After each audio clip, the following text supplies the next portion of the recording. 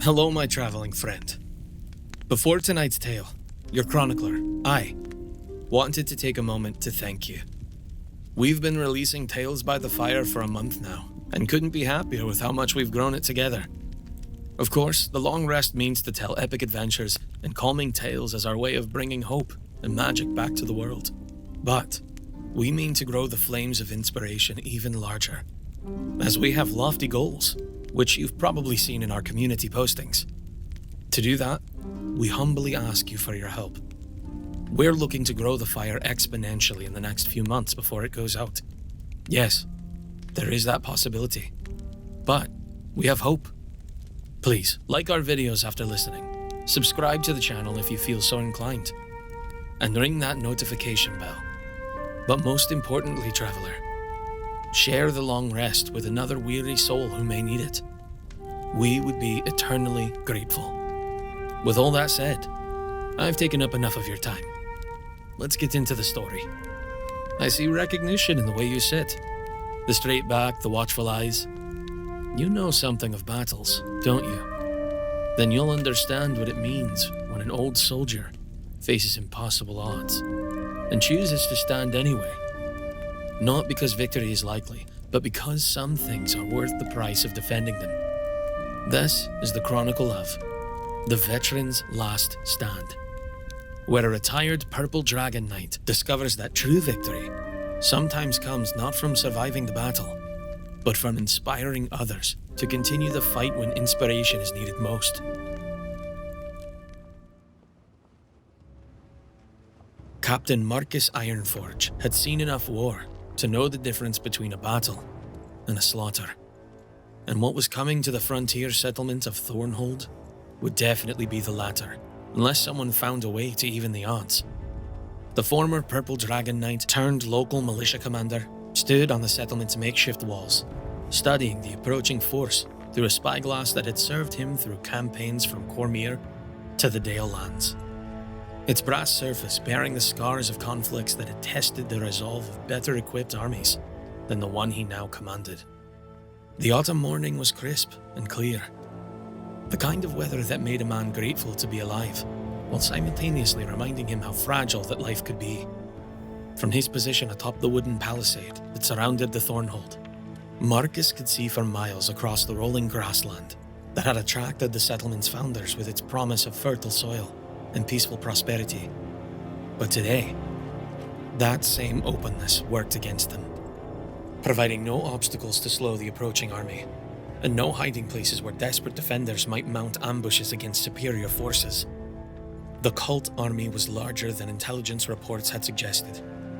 At least 500 professional soldiers, supported by kobold auxiliaries and mercenary companies that had clearly been recruited from across the continent. Their banners bore the 5-headed dragon symbol that marked them as servants of Tiamat, while their formation spoke of discipline and coordination that would have been impressive even in a regular military unit. But it was not their numbers that worried Marcus most. It was their discipline, their coordination, and the fact that they were commanded by someone who understood siege warfare well enough to make this attack a foregone conclusion. Thornhold had been built as a logging community, not a fortress. Its founders more concerned with processing the giant trees of the nearby forest than with defending against military assault. Its walls were wood and earth, suitable for keeping out wolves and bandits, but useless against professional siege equipment. The main gate was reinforced with iron bands that had been salvaged from old wood wheels and farm equipment, but the wood beneath was already showing signs of age and weather damage that would make it vulnerable to concentrated attack. Even the settlement's most optimistic residents understood that their defenses were designed to buy time rather than achieve victory. The 60 militia members under Marcus's command were brave, but inexperienced. Farmers and crafters who had volunteered to defend their homes, but had never faced the kind of organized violence that was approaching across the grassland, like a storm front heavy with the promise of destruction. Most had never killed another sentient being, and many had never even seen real combat beyond the occasional bandit raid or monster incursion that threatened their livestock. They looked to him with eyes that mixed determination with barely concealed terror, trusting in his experience to somehow transform their courage into victory against impossible odds. But Marcus had not survived 30 years of military service by accepting defeat when the odds were against him. He had learned that battles were won not just through superior force, but through superior thinking, superior preparation, and the willingness to take risks that more cautious commanders would avoid. The cult army might have every advantage in terms of numbers and equipment, but they also had weaknesses that a clever opponent might exploit. Overconfidence born of previous easy victories, reliance on standard tactics that assumed their enemies would fight conventionally, and the kind of rigid command structure that became a liability when plans failed to account for unexpected resistance. "Sergeant Mills," he called for his most experienced subordinate, a grizzled veteran who had served with the Cormyrean army before retiring to Thornhold to raise sheep and live quietly. "What's our status on preparations?" Mills climbed the ladder to Marcus's position on the wall, his weathered face showing the kind of calm that came from having faced long odds before and lived to tell about it.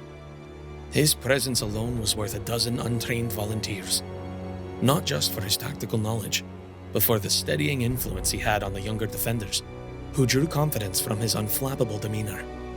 "Civilians are secure in the keep, sir," Mills reported with a crisp efficiency that marked him as a professional soldier despite his retirement.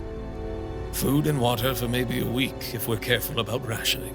Weapons distributed to all able-bodied defenders, though most of them wouldn't know which end of a sword to hold if their lives depended on it." "Their lives do depend on it," Marcus replied grimly, his eyes never leaving the approaching army as he calculated distances and timing. "What about the special preparations?" "Pit traps are dug and camouflaged along the most likely approach routes," Mills continued, consulting a piece of parchment where he had noted the details of their defensive arrangements. "Oil barrels positioned where they'll do the most good when things get desperate. And the other project is ready. Though I still think you're taking an awful risk with that particular gambit." The other project was Marcus's most desperate and dangerous plan. An attempt to turn the settlement's primary industry into a weapon that might give them a fighting chance against impossible odds.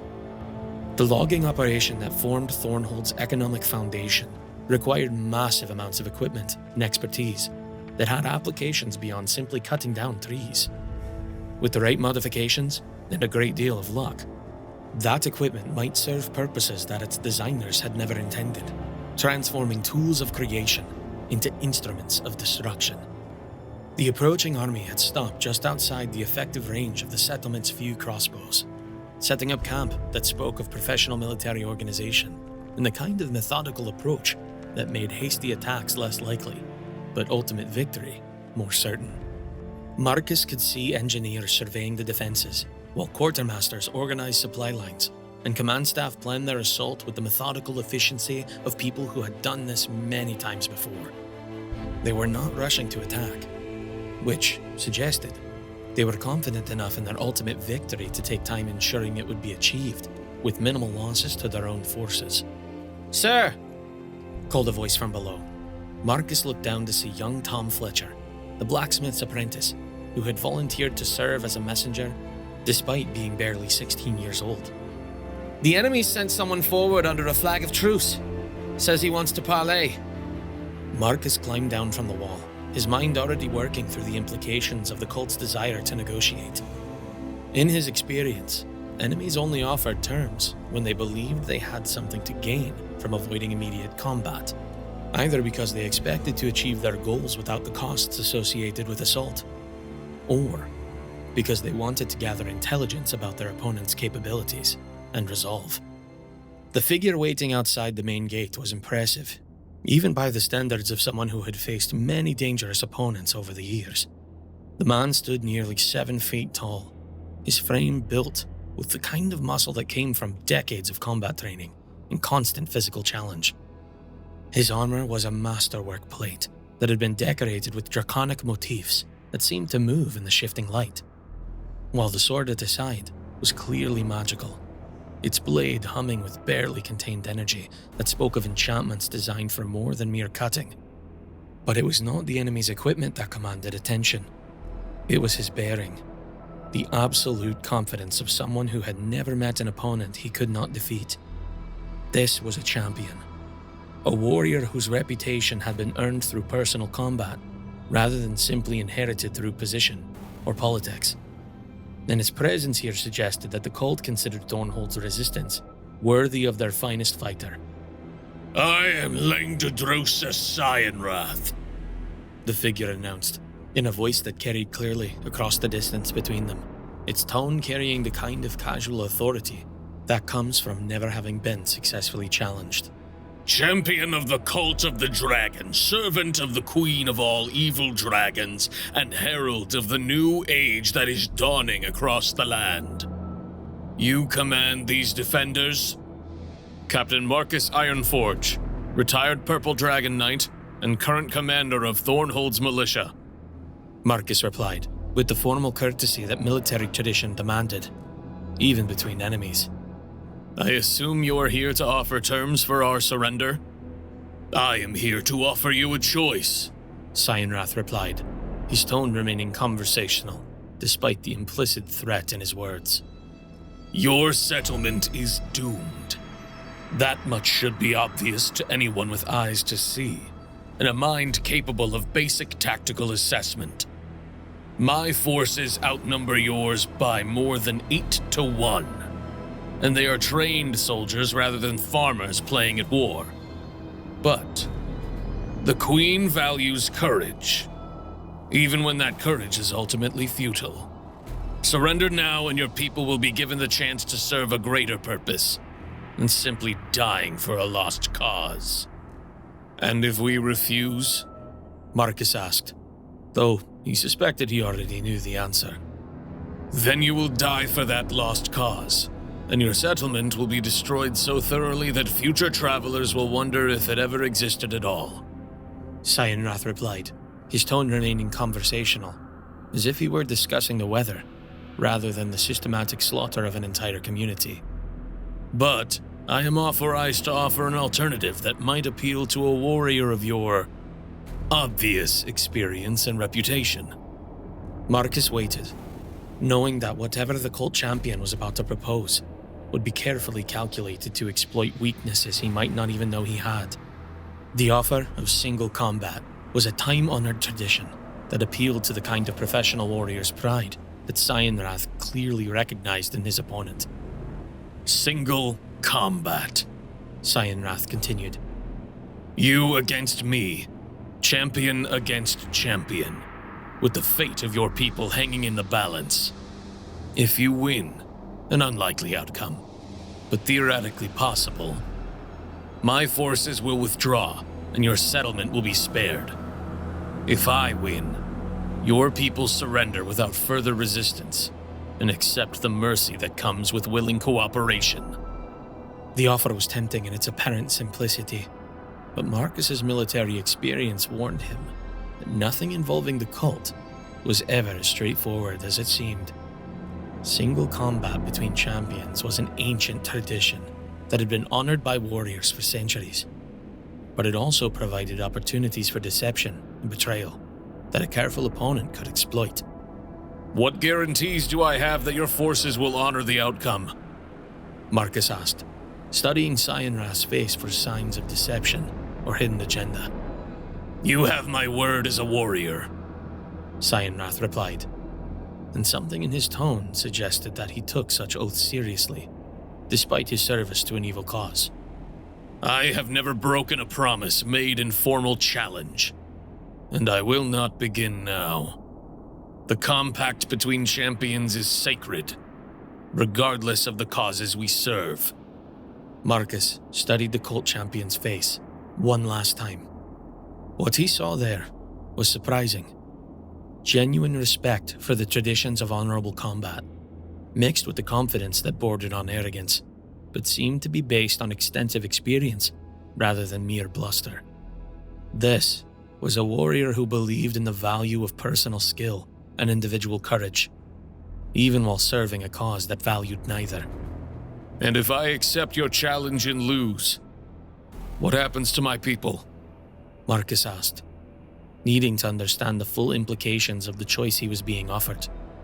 They will be given the opportunity to join our cause willingly, or they will be relocated to areas where they can live without interfering with our operations.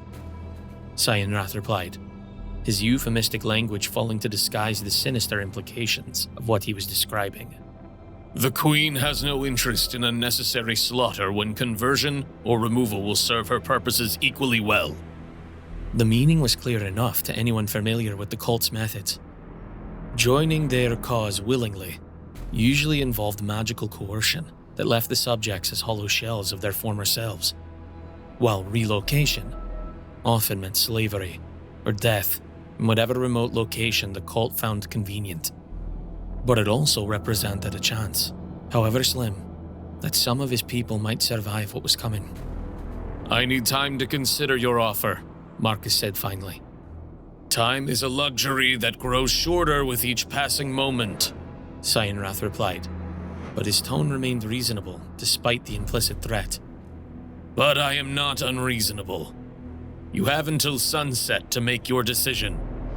After that, my forces will begin their assault, and the offer of single combat will be withdrawn. As the cult champion withdrew to his own lines, Marcus returned to the settlement to face the most difficult decision of his military career. The rational part of his mind understood that accepting the challenge was almost certainly suicide. Cyanrath was clearly a warrior of exceptional skill and experience, while Marcus had been retired from active service for years and was no longer in the peak condition that military life demanded. But the alternative was watching his people face a slow death through siege warfare, followed by the kind of systematic destruction that the cult visited upon communities that resisted their advance. At least single combat offered a chance, however remote, of achieving the kind of miracle that sometimes occurred when desperate courage met overwhelming odds. The war council that convened in Thornhold's modest town hall was unlike anything that Marcus had ever participated in. Instead of professional officers discussing tactical options with the dispassionate analysis that marked career soldiers, he found himself addressing a collection of farmers, crafters, and merchants whose main qualification for leadership was their willingness to accept responsibility for their community's welfare. These were people who had never imagined they would need to make decisions about life and death on such a scale. The choice is simple, he explained after outlining Cyanrath's offer in detail. I can accept the challenge and try to win a victory that would save all of you. Or we can face a siege that will almost certainly end with everyone dead and the settlement destroyed.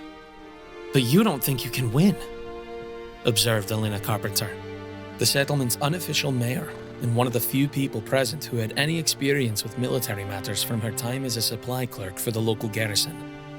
If you thought victory was likely, you wouldn't be presenting this as such a difficult decision. No, Marcus admitted, his honesty reflecting the respect he had for the people who deserved to understand what they were facing. I don't think I can win. Cyanrath is younger, stronger, and almost certainly more experienced in single combat than I am. But sometimes battles are won by factors other than pure skill. Luck, determination, divine intervention, or simple refusal to accept defeat when defeat seems inevitable. The discussion that followed was painful in its honesty, and people who had never faced such choices struggled to weigh options that all seemed to lead toward tragedy. Some argued for accepting the siege, believing that their walls might hold longer than the enemy expected, and that relief might arrive from neighboring settlements. Others favored immediate surrender, hoping that cooperation might earn them better treatment than resistance would bring. But in the end, it was young Tom Fletcher who voiced what everyone was thinking, but had been reluctant to say aloud. "Captain Ironforge," the boy said, his voice carrying the kind of earnestness that marked him as someone who had not yet learned to be cynical about the world. "You're the only one among us who has any chance at all of winning the fight against that champion. If you think there's even a small possibility of victory, then we owe it to the people to let you try." The vote, when it came, was unanimous. Marcus would accept Cyanrath's challenge, while the settlement's defenders prepared for the possibility that his defeat would mean their own last stand against impossible odds. The remaining hours before sunset were spent in frantic preparation for what everyone understood might be Thornhold's final day of existence. Weapons were sharpened and blessed by the settlement's modest shrine, while the few pieces of magical equipment available were gathered and prepared for distribution to those most likely to need them. The special project Marcus and Sergeant Mills had been developing was given its final tests and positioned where it would have been the greatest impact if the single combat failed to save them. But perhaps most importantly, the settlement's children and elderly were moved to the most secure positions available, while letters and mementos were prepared for family members in other communities who might survive whatever was coming. If Thornhold was going to fall, its people would at least ensure that their story would be remembered and that their sacrifice would not be forgotten. As the sun began to set over the grasslands, painting the sky in shades of red and gold that seemed ominously appropriate for the occasion, Marcus made his final preparations for the combat that would determine everything. His armor was his own, carried through dozens of campaigns and bearing the scars of battle that had tested his courage and skill.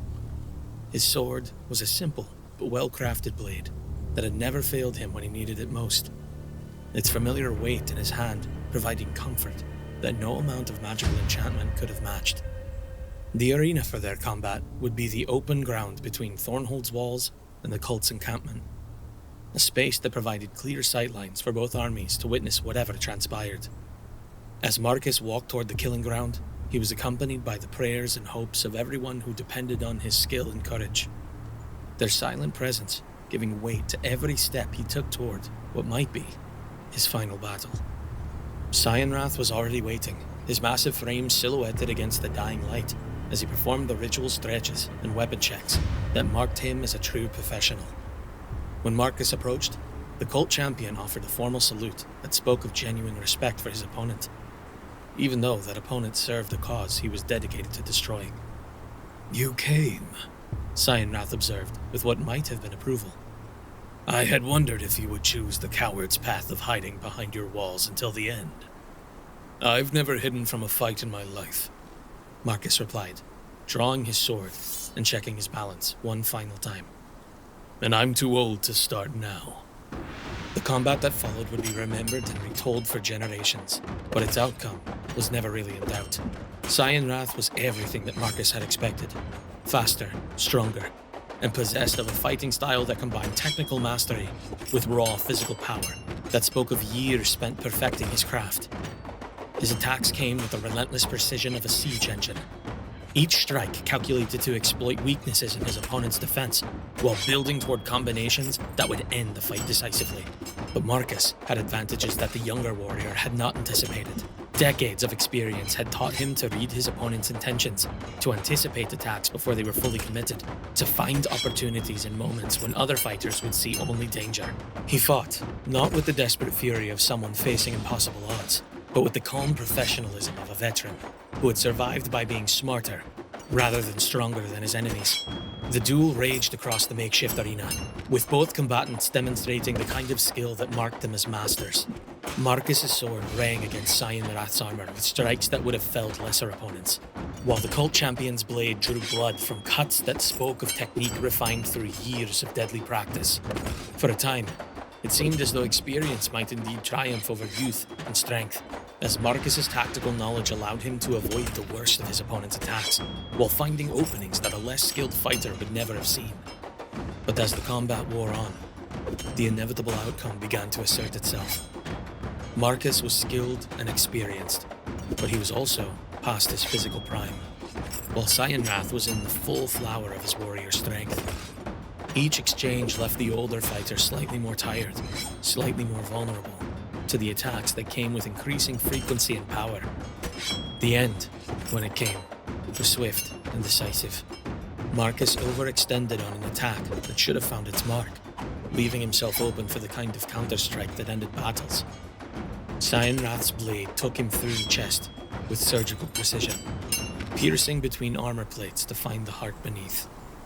As Marcus fell to his knees, feeling his life ebbing away onto the grassland soil, he looked up at his opponent with eyes that held no regret for the choice he had made. My people he gasped, using his final breath to extract the promise that might be their only hope of survival. will be spared. Cyanrath replied, his voice carrying a note of something that might have been sorrow. You fought well, Captain. Your courage deserves to be remembered. But even as the cult champion spoke those words, the sound of battle erupted from the direction of Thornhold's walls. The settlement's defenders had not waited passively for the outcome of the single combat. They had used the distraction it provided to implement their own desperate gambit. The special project that Marcus had developed with such care and secrecy would finally reveal itself. Steam-powered winches designed to move giant trees became engines for hurling projectiles that no ordinary catapult could match. Saws meant for cutting lumber became weapons that could slice through armor and bone with equal ease. The very tools that had built Thornhold's prosperity became instruments of its defiance, proving that sometimes the most effective weapons were those that enemies never expected to face. The attack caught the cult army completely by surprise, their attention focused on the single combat rather than the possibility of coordinated resistance from what they had assumed were the defeated defenders. The first volley of improvised projectiles tore through their ranks like a giant fist, while the modified lumber equipment created havoc among their siege preparations and command structures. But perhaps most importantly, the settlement's defenders fought with the inspiration that came from witnessing their commander's sacrifice. Marcus Ironforge had given his life to buy them time and opportunity, and they would not waste either. Led by Sergeant Mills and young Tom Fletcher, they transformed themselves from terrified farmers into warriors whose courage had been forged in the crucible of impossible odds. The battle that followed was brief, but decisive. The cult's forces, demoralized by the unexpected resistance and thrown into confusion by the loss of careful battle plans, withdrew in disorder after suffering casualties they had never expected to face. Thornhold had been saved, not by the single combat that had claimed their commander's life, but by the courage and ingenuity that his sacrifice had inspired. As dawn broke over the settlement, revealing walls that stood and people who still lived free, the defenders gathered to honor the man whose leadership had made their survival possible. Captain Marcus Ironforge was buried with full military honors in the small cemetery that overlooked the grasslands where he had made his final stand. But his real monument was not the simple stone that marked his grave. It was the settlement itself, still thriving and still free, a testament to the truth that courage and sacrifice could sometimes achieve what strength and superior force could not. In the annals of Thornhold's history, that day would be remembered not as the day their commander died, but as the day their community discovered what it truly meant to fight for something worth preserving. The veterans' last stand had ended in personal defeat, a collective victory, proving that sometimes the most important battles were won not by those who survived them, but by those who inspired others to carry on the fight when inspiration was needed most.